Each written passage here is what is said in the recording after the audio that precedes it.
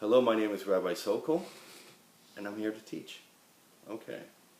Mishes Palel, one who prayed, one who davened, umatza achar kach sheyesh sham soa, and later found out that there was excrement there in the place where he prayed. So the person davened, and afterwards he found out that there was something there. There was excrement there. Now I brought up this outside of the shears that a lot of these things don't really apply today unless you're talking about a diaper of a child. That I deal with 3 children, and they sometimes come to shul with dirty diapers. So that is a prevalent case. But a lot of these halachas actually take place from 70 or 80 years ago in the shtetls in Europe, that the walls were made out of wood, and there were spaces between the walls. They weren't insulated. You didn't have these nice, luxurious converted garages into shuls that you have nowadays, or these big stone buildings. So in Europe, one of the main modes of transportation, one of the main animals that you would see were horses. And if a horse would use the facilities right next to the shul, the smell could get into the shul because the walls were not paper thin, but there were holes in between the walls that a smell or any wind could bring in such a horrible smell. So it's just something to think about, something to pay attention to.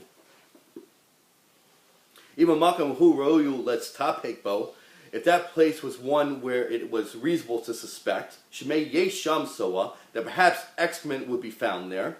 V'hu pashavlo vadak, and he neglected it and did not check the area before praying. So we're not talking about a shul. We're talking about an area where it could be found. Let's say a barn.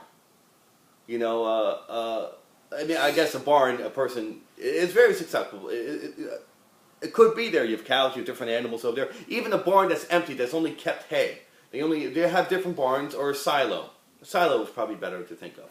A silo. Kevan despila Shmona Esrei hiv malkum korban. Since the Shmona Esrei prayer is in the place of a sacrifice, now we say Shmona Esrei, the Amida, prayer, instead of offering a sacrifice. So let's continue what it says. Hava le zebach rishayim toeva. The rule relates to the sacrifice applies. Offering of the wicked is an abomination.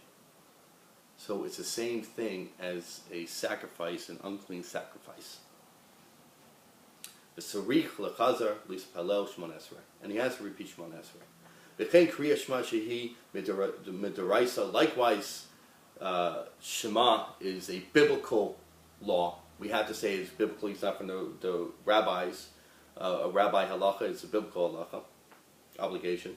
Bebo chashash bracha levatala, and does not entail a question of reciting a bracha, a blessing in vain. Avol blow brachos, but without the accompanying bracha. Ahava Rabba or Ahavas olam. V'chein shar brachos sham ar sham. The same applies in regard to all other blessings that are recited there where excrement was found. V'filu berkas hamazon, even berkas hamazon, grace after meals. So any bracha. Eino choser mevarich. He does not recite again.